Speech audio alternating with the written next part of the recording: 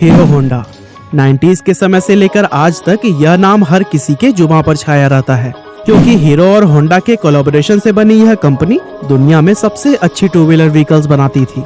लेकिन company profitable होने के बाद भी अलग क्यों हुई और कैसे होंडा ने भारत की कंपनी हीरो के पीठ में छुरा घोंपा, आज के इस वीडियो में हम सब कुछ जानने वाले हैं।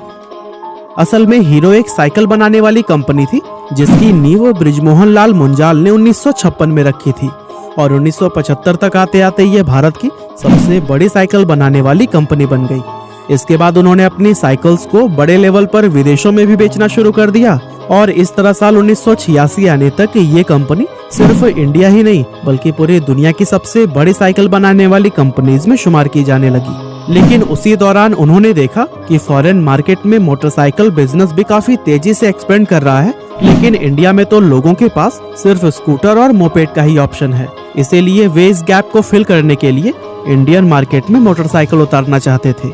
लेकिन उस वक्त हीरो के साथ प्रॉब्लम यह थी कि उनके पास इंजन बनाने की टेक्नोलॉजी ही नहीं थी, जिसकी वजह से मोटरसाइकिल बनाना उनके लिए तो मुमकिन ही नहीं था। इसीलिए अपने इस प्लान को एक्शन में लाने के लिए उन्होंने किसी विदेशी कंपनी के साथ में कोलैबोरेशन करने के बारे में सोचा।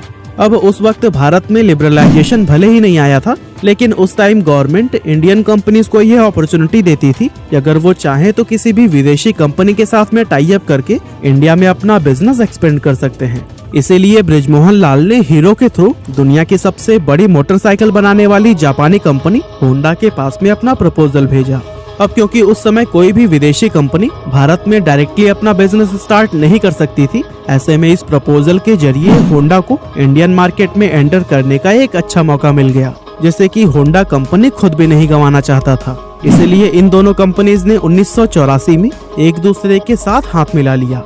हीरो और होंडा के बीच उस टाइम ये एग्रीमेंट हुआ था कि हीरो बाइक्स के लिए बॉडी बनाएगा और होंडा उसके लिए इंजन सप्लाई करेगा। इसके अलावा उन्होंने एक एनओसी भी साइन की थी, जिसके अकॉर्डिंग दोनों कंपनीज फ्यूचर में कभी भी एक दूसरे के मुकाबले में अपना कोई प्रोडक्ट लॉन्च नहीं करेंगे। और दोस्तों, दोनों ही कंपनीज इन कंडीशंस से सेटिस्फाइड थी, जिसके बाद से ये डील फाइनल हो गई और यहीं से हीरो होंडा की शुरुआत हुई।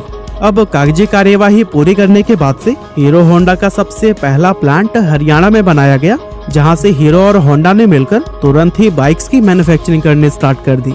1985 में जब उन्होंने अपनी पहली बाइक CD100 लॉन्च की तो फिर यह बहुत तेजी से पॉपुलर हुई, क्योंकि इंडियन मार्केट में एक तो बाइक का कॉन्सेप्ट ही नया था और दूसरा इस बाइक का माइलेज बहुत ही कमाल का था।